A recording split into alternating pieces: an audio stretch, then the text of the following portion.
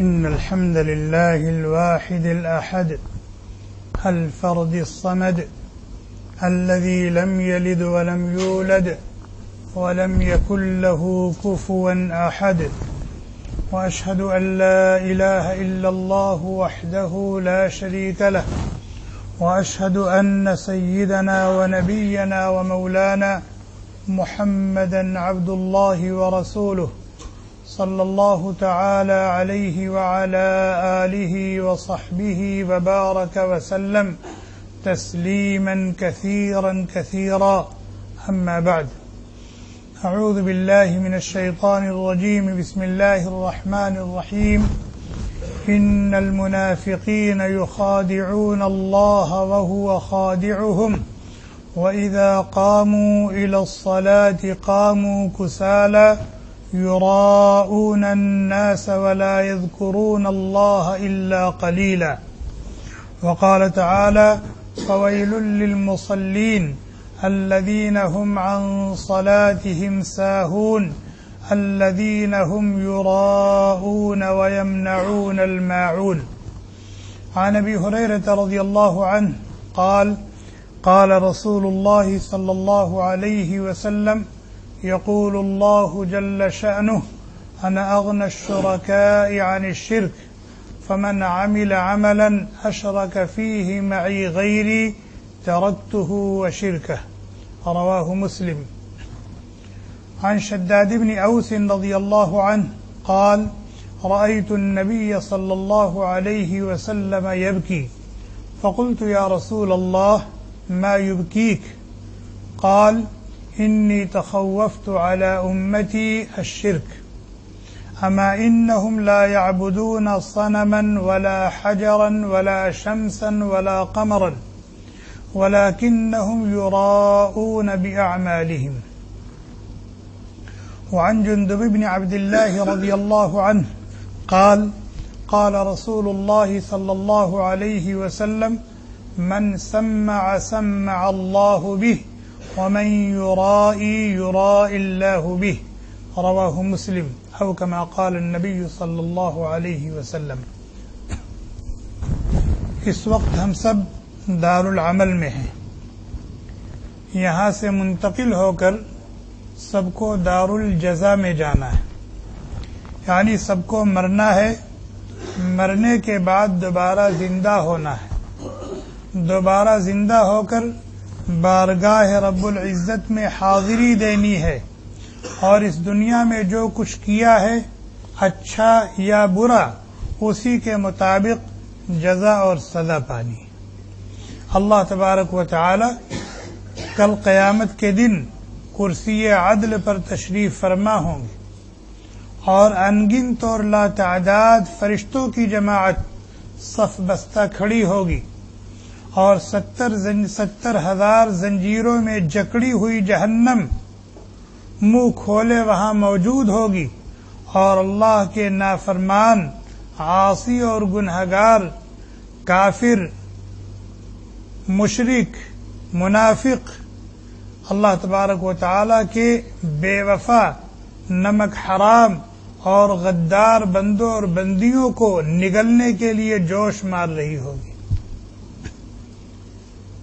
مسلم شریف کی روایت ہے، حضرت ابو ہریرہ رضی اللہ تعالی عنہ راوی ہیں، کہتے ہیں میں نے نبی کریم صلی اللہ علیہ وسلم کی زبان فیض ترجمان سے نکلے ہوئے یہ الفاظ سنے کہ کل قیامت کے دن جب بندوں کا حساب کتاب شروع ہوگا، بندوں کے اعمال کا جائزہ لیا جائے گا، اور ان کے لیے جنت یا جہنم کا فیصلہ کیا جائے گا، تو سب سے پہلے 3 قسم کے لوگوں کا معاملہ بارگاہ رب العزت میں عدالت خداوندی میں پیش کیا جائے گا۔ 3 قسم کے لوگوں کا معاملہ عدالت خداوندی میں پیش کیا جائے گا۔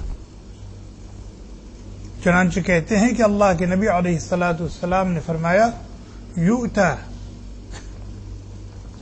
ایک شخص لایا جائے گا جس نے میدان حرب و ضرب میں جان دے دی ہوگی، لڑتے ہوئے مارا گیا ہوگا، دنیا اس کو شہید سمجھتی ہوگی، دنیا اس کو شہید سمجھتی ہوگی. بھئی اپنی جان کا نذرانہ پیش کر دینا، اپنی جان دے دینا، یہ کوئی معمولی قربانی ہے کیا؟ یہ آدمی لڑتے لڑتے لڑتے لڑتے مار دیا جائے؟ ایسے شخص کو یا ایسے لوگوں کو بارگاہ رب العزت میں پیش کیا جائے گا.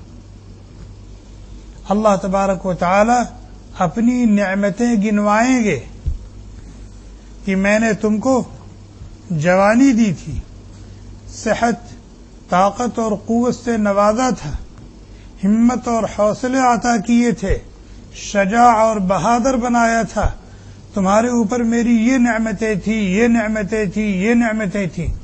ایک ایک کر کے اللہ تبارک و تعالی اپنی نعمتیں گنوائیں گے.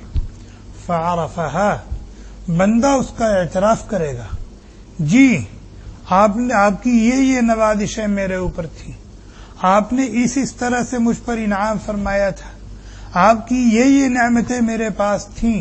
اللہ تعالیٰ گنوائیں گے اور بندہ اعتراف کرے گا.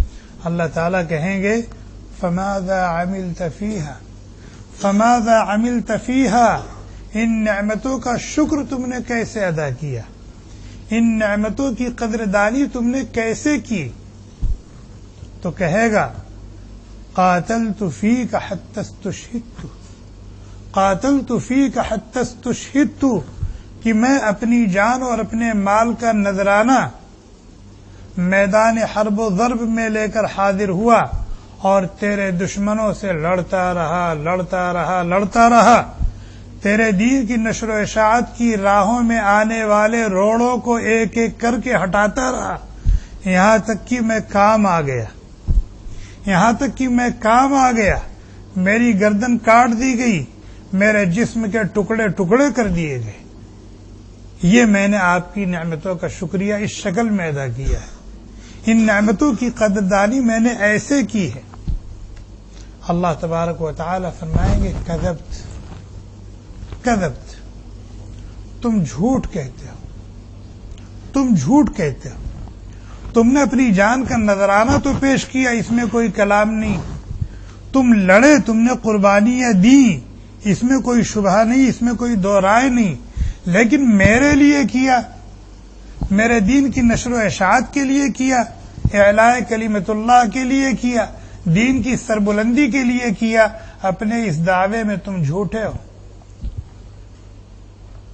وَلَكِنَّكَ قَاتَلْتَ لِأَن يُقَالَ جَرِيءٌ، تم نے تو یہ سب کچھ اس لیے کہا تھا تاکہ تمہیں شہرت حاصل ہو اور تمہیں شجاع اور بہادر کہا جائے، تمہیں واہ واہ ملے. تم نے اس مقصد سے کیا تھا. پھر اللہ تعالیٰ فرشتوں کو حکم دیں گے، فرشتے اس کو منہ کے بل گھسیٹیں گے اور گھسیٹتے ہوئے لے جائیں گے، اوندھے منہ جہنم میں پھینک دیں. ثم امر به فسحب على وجهه حتى القي في النار، اس کو اوندھے منہ جہنم میں پھینک دیا جائے گا. ایک دوسرا طبقہ لایا جائے گا،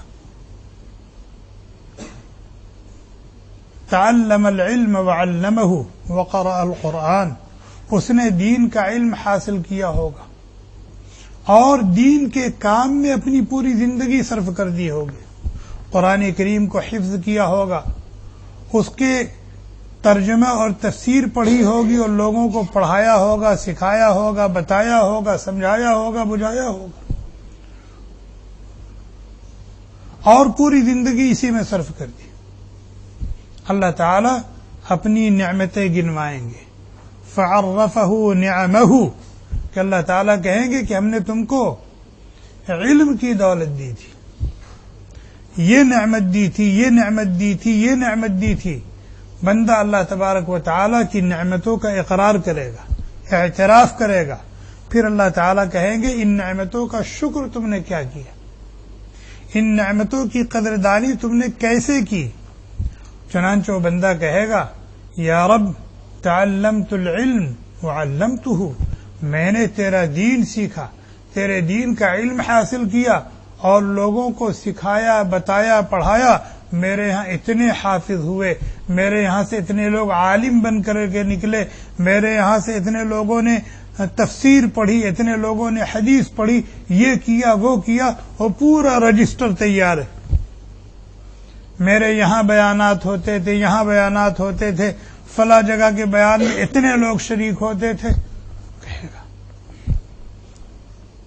اور میں نے قرآن کریم، میں روزانہ 10 پارہ قرآن کریم پڑھتا تھا، اتنے لوگوں کو پڑھاتا تھا۔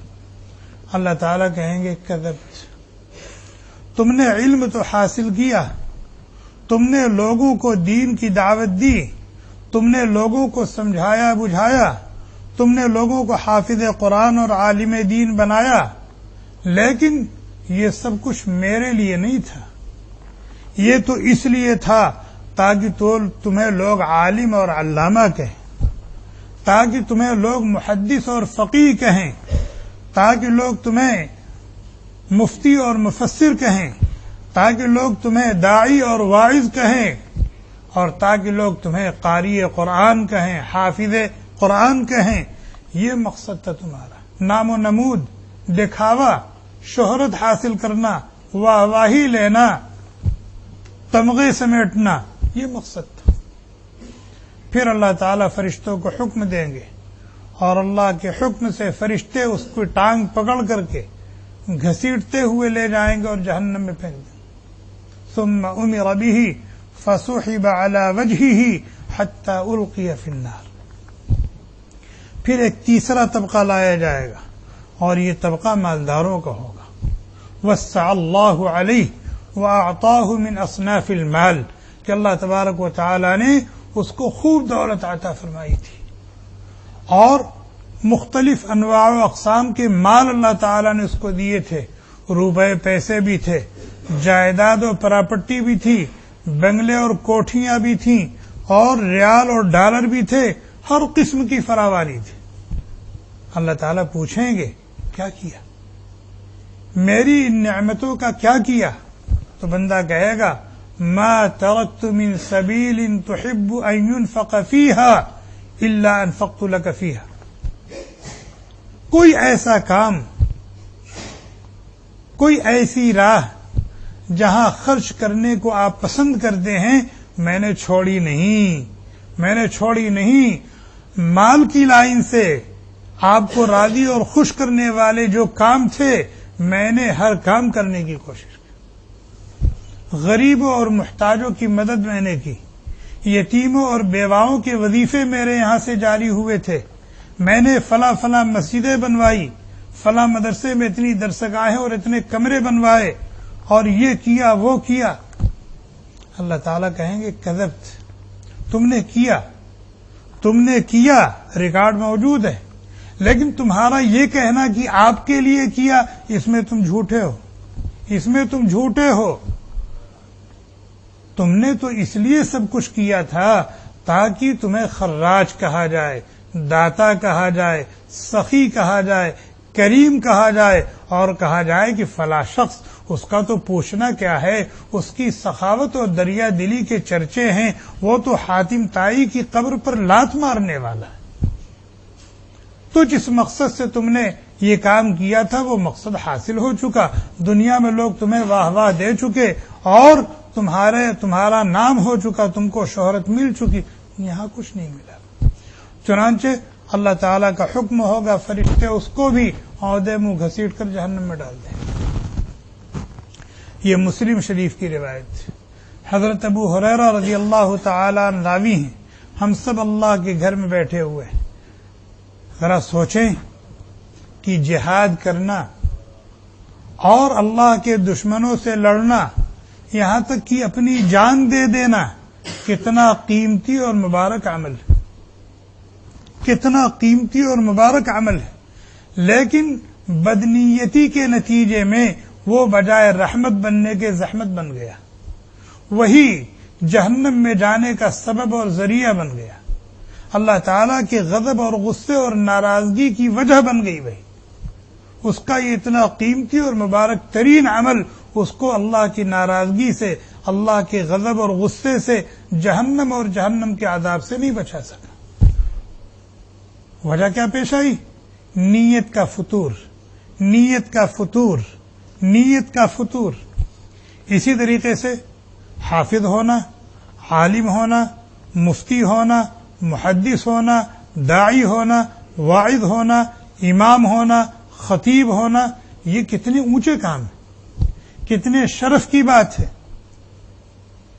لیکن اگر نیت میں فطور ہے تو یہی ساری چیزیں اس کے لیے وبال جان بن جائیں گی،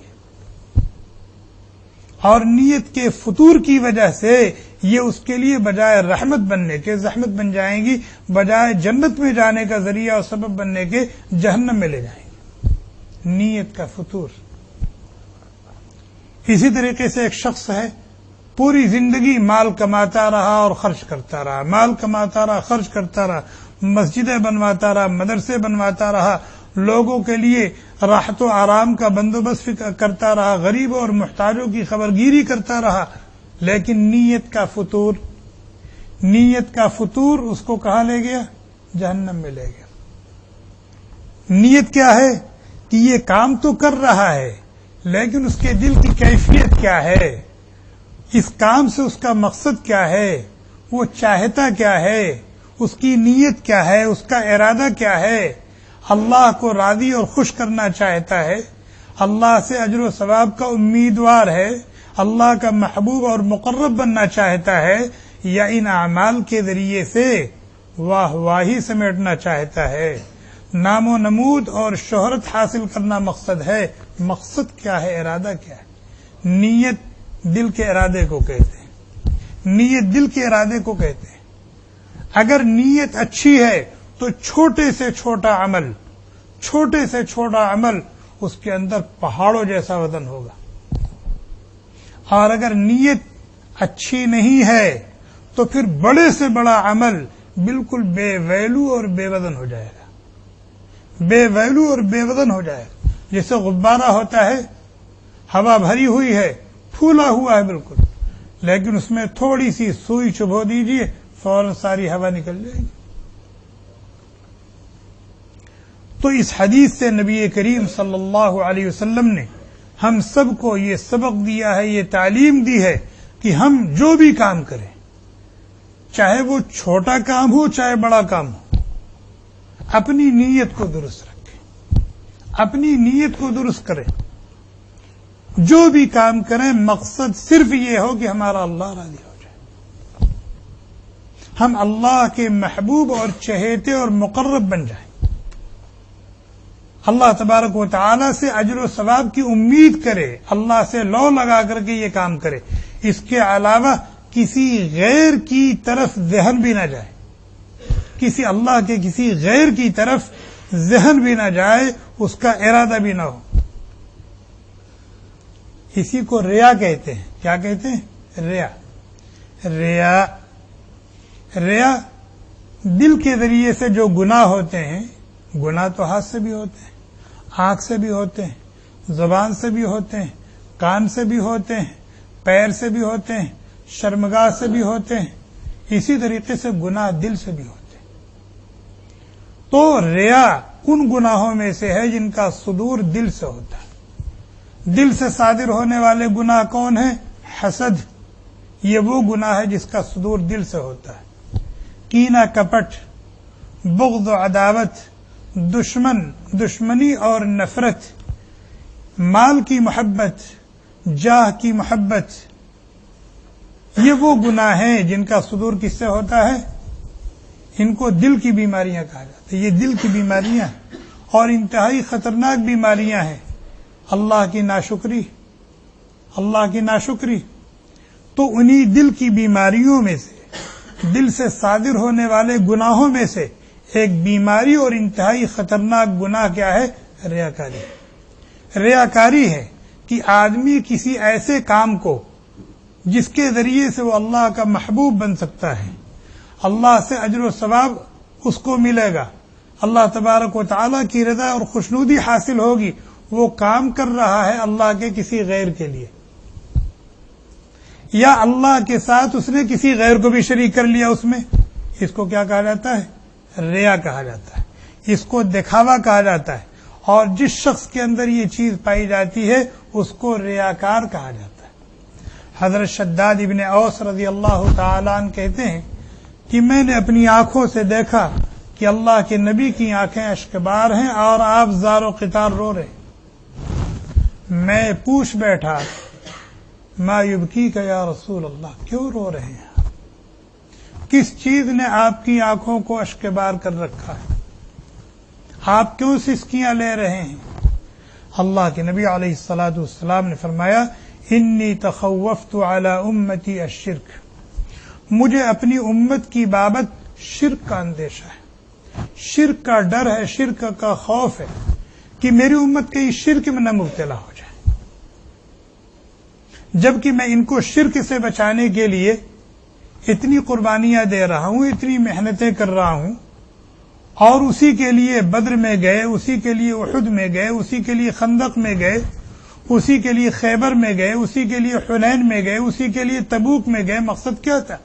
کہ امت شرک سے بچ جائے، کفر سے بچ جائے۔ تو مجھے اپنی امت کی بابت شرک کا اندیشہ ہے۔ پھر فرمایا اما انہم لا یعبدون صنما ولا حجرا ولا شمسا ولا قمرا، مجھے یہ خطرہ اور اندیشہ بالکل نہیں ہے کہ میری امت بت کو پوجنے لگے گی، میری امت پتھر کو پوجنے لگے گی، مورتیوں کے سامنے سجدہ کرنے لگے گی، سورج اور چاند کی اور ستاروں کی پجاری بن جائے گی، اس کا اندیشہ نہیں ہے۔ اندیشہ اس کا ہے انہم یراؤون باعمالہم، کہ اپنے اعمال میں وہ ریاکار ہو جائے گی، نماز پڑھے گی اللہ کے غیر کے لیے، روزہ رکھے گی اللہ کے غیر کے لیے، حج اور عمرہ کرے گی اللہ کے غیر کے لیے، غرض اس کے ہر کام میں ریا کا شائبہ ہوگا، اس کے ہر کام میں ریا کا شائبہ ہوگا۔ اللہ کے نبی علیہ الصلاۃ والسلام نے فرمایا یہ اندیشہ مجھے کھائے جا رہا ہے، اس اندیشے سے میں رو رہا ہوں، سسکیاں لے رہا ہوں، کہیں میری امت اس مرض میں نہ مبتلا ہو جائے۔ آج مبتلا ہے کہ نہیں ہے؟ ہر آدمی اپنا محاسبہ کر لے، ہر آدمی اپنا محاسبہ کر لے کہ یہ بیماری اس کے اندر پائی جاتی ہے کہ نہیں پائی جاتی۔ خیر اور بھلائی کا کو جو کام کرتا ہے اس وقت اس کے دل کی کیفیت کیا ہوتی ہے، اس کا جذبہ کیا ہوتا ہے، کس نیت سے اور کس ارادے سے اور کس مقصد سے کر رہا ہے۔ ہر ایک اپنا محاسبہ کر لے۔ جس چیز کا اندیشہ نبی کریم صلی اللہ علیہ وسلم کو آج سے 450 سال 1450 سال پہلے تھا، آج امت 100% اس میں مبتلا ہو چکی ہے۔ ایک غریب کو کھانا دے رہا ہے، کیا کر رہا ہے؟ ایک غریب کو، مسکین کو کھانا دے رہا ہے، اور دیتے ہوئے اس کا فوٹو لے رہا ہے، اس کو سوشل میڈیا پر شیئر کر رہا ہے۔ کیا چاہتے ہو تم؟ ایک تو ریاکاری کا گناہ، دوسرے ایک لاچار، مجبور، غریب، بے کس، بے بس کو رسوا کر رہے ہو تم سوشل میڈیا پر، اس کی غربت اور ناداری کا مذاق اڑا رہے ہو۔ یہ گناہ پایا جا رہا نہیں پایا جا رہا؟ 10 مسکینوں کو کھانا کھلا رہے ہیں اور ویڈیو بنا کر کے شیئر کر رہے ہیں سوشل میڈیا پر، اخبار میں بھی آ رہا ہے، اور اگر بہت اونچا آدمی ہے تو ٹیلی ویژن پر بھی نشر آ رہا ہے کہ فلاں نواب صاحب نے اتنے مسکینوں کو کھانا کھلایا۔ یہ دیکھیے کھلا رہے، ہو رہا ہے کہ نہیں ہو رہا؟ عمرہ کرنے گئے ملتزم سے چمٹے ہوئے ہیں، آنسو بہ رہا ہے، کسی ساتھی سے کہہ رکھا کہ ذرا میری ویڈیو بنا لو،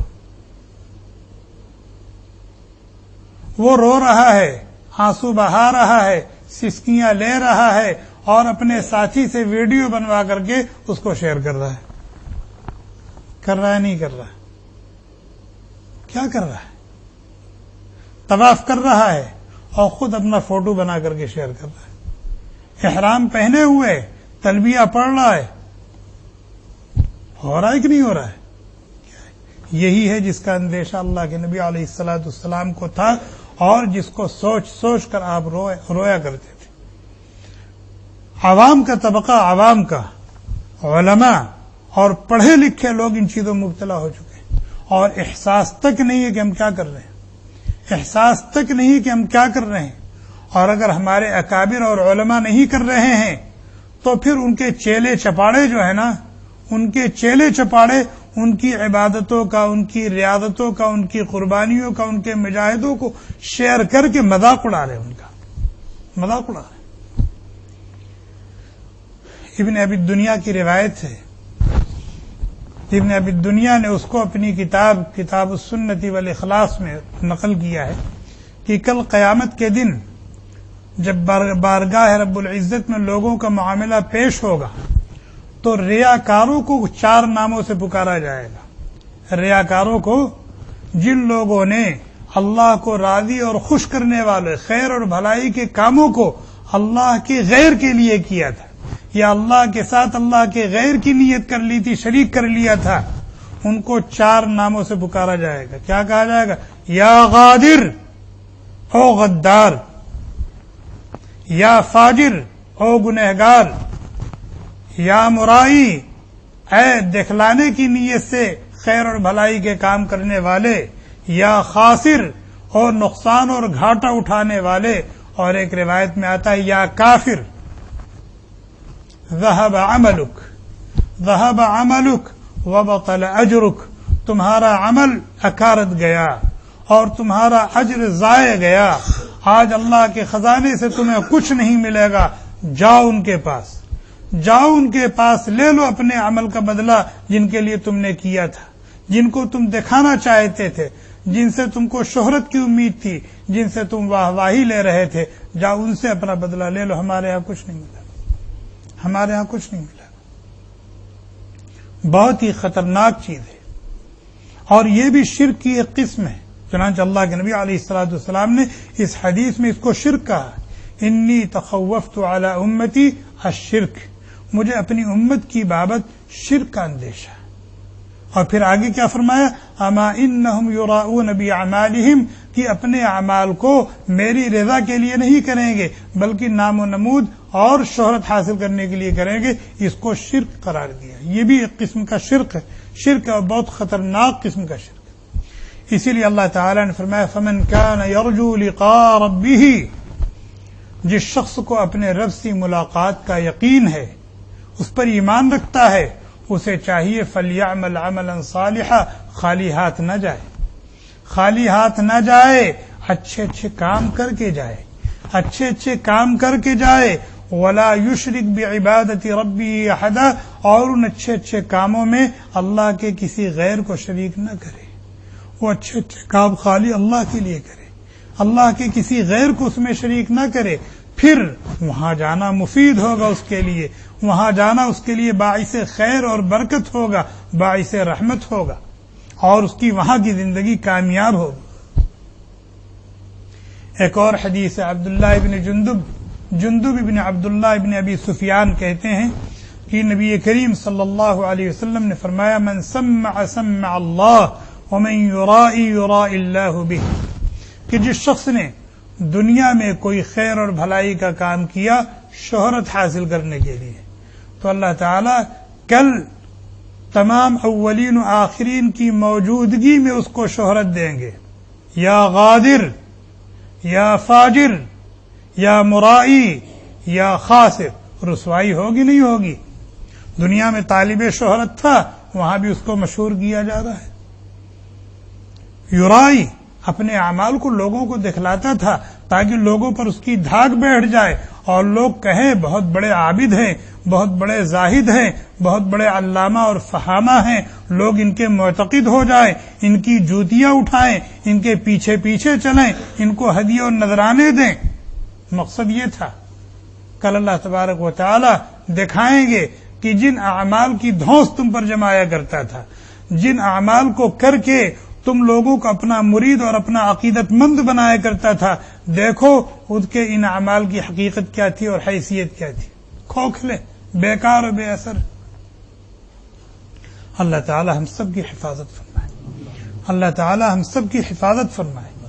بہت بڑا گناہ ہے، بہت بڑا گناہ ہے، بہت بڑا گناہ ہے۔ حضرت ابو ہریرہ رضی اللہ تعالی عنہ کہتے ہیں کہ کی اللہ کے نبی علیہ الصلوۃ والسلام نے فرمایا کہ اللہ تعالیٰ فرماتے ہیں انا اغنى الشركاء عن الشرك، میں اپنے شریکوں سے، اپنے پارٹنروں سے مستغنی اور بے نیاز ہوں۔ اگر عبادت و بندگی میں میرے ساتھ کسی نے کسی کو شریک کر لیا، دنیا میں کوئی معاملہ ہو، اس میں 2 شریک ہوں، 4 شریک ہوں، اور پھر حساب کتاب ہو، تو کوئی کسی کے حق میں ایک پائی چھوڑنے کے لیے تیار ہوتا ہے؟ سب کیلکولیٹر لے کے بیٹھتے ہیں اور پوری باریک بینی کے ساتھ حساب کرتے ہیں اور اپنا ایک ایک پیسہ وصول کرتے ہیں۔ اللہ تعالیٰ کہتے ہیں میں مستغنی اور بے نیاز ہوں، میں پارٹنرشپ کا قائل نہیں ہوں۔ اگر میرے ساتھ عمل میں کسی کو شریک کر لیا گیا تو میں اپنے حق سے دستبردار ہو جاتا ہوں، اور ریاکار کو اور جس کو اس نے شریک کر دیا ہے دونوں کو ایک دوسرے کے حوالے کر دیتا ہوں، جاؤ تم ایک دوسرے سے نمٹ لو، میرا کوئی سروکار نہیں، میرا کوئی لینا دینا۔ انا اغنى الشركاء عن الشرك۔ حضرت عمر رضی اللہ تعالیٰ مسجد میں آئے تو ایک صاحب کو دیکھا کہ نماز پڑھ رہے ہیں۔ نماز کیسے پڑھ رہے ہیں؟ کھڑے ہیں اور گردن جھکا کر کے۔ اب اس طریقے سے اگر کوئی آدمی کھڑا ہو جائے تو دیکھنے والے کیا کہیں گے؟ بہت خشوع خضوع کے ساتھ نماز پڑھ رہا ہے، بڑا اللہ والا ہے، یہی کہیں گے نا۔ آپ نے دیکھا ہوگا بہت سارے لوگ ہیں وہ جب قاعدے میں بیٹھتے ہیں تو ان کی گردن بالکل جھکی رہتی ہے، جیسے بالکل بگلا بھگت ہے، کھڑے ہوئے ہیں تو بھی جھک کر کے کھڑے ہوئے۔ حضرت عمر رضی اللہ تعالیٰ نے اس کو ایک تھپڑ مارا، تھپڑ ان کے ہاتھ میں درہ رہتا تھا، ایک درے سے مارا اور کہا یا صاحب الرقبہ ارفع رقبتک، او گردن والے اپنی گردن ٹھیک کر، اپنی گردن ٹھیک کر۔ لیس الخشوع فی الرقاب وانما الخشوع فی القلب، خشوع و خضوع کا تعلق، عاجزی و انکساری کا تعلق گردن سے نہیں ہے، عاجزی و انکساری، خشوع و خضوع کا تعلق دل سے۔ سیدھے کھڑے ہو، اپنے دل سے اللہ کی طرف متوجہ ہو۔ اس سے ریاکاری کا ظہور ہوتا ہے، اس سے ریاکاری کا ظہور ہوتا ہے۔ حضرت ابو امامہ رضی اللہ تعالی عنہ صحابی، وہ مسجد میں تشریف لائے تو دیکھا کہ ایک صاحب سجدے میں پڑے رو رہے، تہجد کی نماز پڑھ رہے اور سجدے میں پڑے ہوئے رو رہے، گڑ گڑا رہے۔ حضرت نے تنبیہ فرمائی اور کہا لو کان ھذا فی بیتک، لو کان ھذا فی بیتک، اگر تمہارا یہ عمل تمہارے گھر میں ہوتا، گھر کی کوٹری میں ہوتا تو کیا خوب ہوتا۔ کیوں؟ یہاں ریاکاری کا اندیشہ ہے، یہاں ریاکاری کا اندیشہ ہے۔ تو ہم میں سے ہر ایک کو اس کی فکر کرنی۔ الحمدللہ ہم نماز تو پڑھ لیتے ہیں، تلاوت بھی کر لیتے ہیں، ذکر بھی کر لیتے ہیں، صدقہ و خیرات بھی کر لیتے ہیں، اور اللہ کی توفیق سے حج اور عمرہ بھی کر لیتے ہیں، اور دوسرے خیر اور بھلائی کے کام کر لیتے ہیں، لیکن نیک نیتی سے کرنا ہی بہت مشکل ہوتا ہے۔ جب تک آدمی پوری توجہ نہیں دے گا اور ریا کی قباحت اور شناعت کو بار بار پڑھے گا نہیں، سنے گا نہیں، اخلاص کی اہمیت، اس کی قدر و قیمت کو جانے گا نہیں، اللہ تبارک و تعالی سے روئے گا، گڑگڑائے گا نہیں، اللہ تعالی سے توفیق، حسن نیت کی توفیق اور بھیک نہیں مانگے گا، تب تک نہیں ہو سکتا، تب تک نہیں ہو سکتا۔ اس موضوع پر باقاعدہ کتابیں لکھی گئیں، حدیث کی کتابوں میں احادیث کا ایک بہت بڑا ذخیرہ ہے، اور قرآن کریم کی بہت ساری آیات۔ چنانچہ ایک آیت اللہ تبارک و تعالی فرماتے ہیں ریاکاری، دکھانے کے لیے، شہرت حاصل کرنے کے لیے، نام کمانے کے لیے خیر اور بھلائی کے کام کرنا، یہ منافقین کی صفت ہے۔ یہ کس کی صفت ہے؟ منافقین کی۔ ان المنافقین یخادعون اللہ وہو خادعہم، منافقین اللہ کو دھوکہ دے رہے ہیں اور اللہ تعالیٰ ان کی دھوکہ دہی کی سزا ان کو دے گا۔ کیسے دھوکہ دے رہے ہیں؟ وَإِذَا قَامُوا إِلَى الصَّلَاةِ قَامُوا كُسَالَىٰ، جب نماز کے لیے کھڑے ہوتے ہیں تو سستی کا مظاہرہ کرتے، ٹھیل مٹھیل، پڑھ لیں گے نا، ابھی تو 20 منٹ پڑھ لیں گے، ابھی تو 10 منٹ پڑھ لیں گے، ٹھیل مٹھیل کرتے ہیں۔ اور پھر یہ جو پڑھتے ہیں ٹھیل مٹھیل کرنے کے بعد تو اللہ کی رضا جوئی مقصود نہیں ہوتی، یراؤن الناس، یراؤن الناس، لوگوں کو دکھانے کے لیے، ابو بکر کو دکھانے کے لیے کہ ہم بھی مسلمان ہیں، عمر کو دکھانے کے لیے کہ ہم بھی مسلمان ہیں، یراؤن الناس۔ تو دکھانے کے لیے خیر اور بھلائی کا کوئی کام کرنا یہ منافقین کی صفت ہے۔ اور جیسے جنت کے اندر درجات ہیں، جنت الفردوس ہے، اور اسی طریقے سے جہنم کے اندر درکات ہیں، گھاٹیاں ہیں۔ سب سے جنت میں سب سے اونچا درجہ جنت الفردوس کا ہے، اور جہنم میں سب سے خطرناک گھاٹی اس کا نام ہے ویل۔ کیا نام ہے؟ ویل۔ اس کا نام ہے ویل، سب سے خطرناک گھاٹی۔ اور جہنم کے دوسرے طبقات اس طبقات سے پناہ مانگتے ہیں، یہ اتنی خطرناک ہے، اتنا سخت عذاب یہاں ہوگا۔ کس کے لیے؟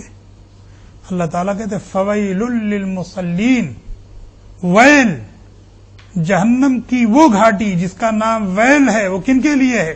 ان نمازیوں کے لیے ہے جو اپنی نمازوں سے غافل رہتے ہیں، بے نمازیوں کے لیے نہیں، ان نمازیوں کے لیے ہے، الذین هم عن صلاتهم ساہون، جو اپنی نمازوں سے غافل۔ بتائیے جب ان لوگوں کے لیے جو نماز پڑھتے ہیں لیکن ٹھیل مٹھیل کر کے پڑھتے ہیں، تو ان لوگوں کے لیے کیا ہوگا جو نماز ہی نہیں پڑھتے؟ الذین هم عن صلاتهم ساہون الذین هم یراؤون، جو دکھانے کے لیے نماز پڑھتے ہیں، دکھاوا کرتے ہیں، ان کے لیے کیا ہے؟ ویل ہے، ویل، ویل ہے۔ اللہ تعالی ہم سب کی حفاظت فرمائے، اور کتاب و سنت کی روشنی میں یہ جو باتیں ہم نے سنی ہیں، اللہ تعالی ہمارے دل کی گہرائیوں میں اس کو اتار دے، اور ہر قسم کے ریا سے، ہر قسم کے نام و نمود، دکھاوا اور شہرت سے اللہ تعالی ہم سب کی حفاظت فرمائے۔ ہم جو بھی خیر اور بھلائی کا کام کریں، چھوٹے سے چھوٹا، بڑے سے بڑا، اخلاص کے ساتھ کریں، مقصد صرف اور صرف اللہ کو راضی کرنا ہو، اللہ کو خوش کرنا ہو، اللہ کا محبوب اور اللہ کا مقرب بننا ہو، اللہ سے اجر و ثواب کا امیدوار بن کر کے کرنا چاہیے۔ باقی اگر ہم نے کسی کو دکھانے کے لیے کوئی عمل کر لیا تو ہمیں کیا دے دے گا؟ کیا دے دے گا؟ واہ واہ واہ واہ واہ، بیڑا تو اس نے ہمارا غرق کر دیا اپنے ان چند بول سے۔ سبحان اللہ وبحمدہ، سبحانک اللہم وبحمدک، ونشہد ان لا الہ الا انت، ونستغفرک ونتوب الیک۔ سبحان ربک رب العزة عما یصفون، وسلام علی المرسلین۔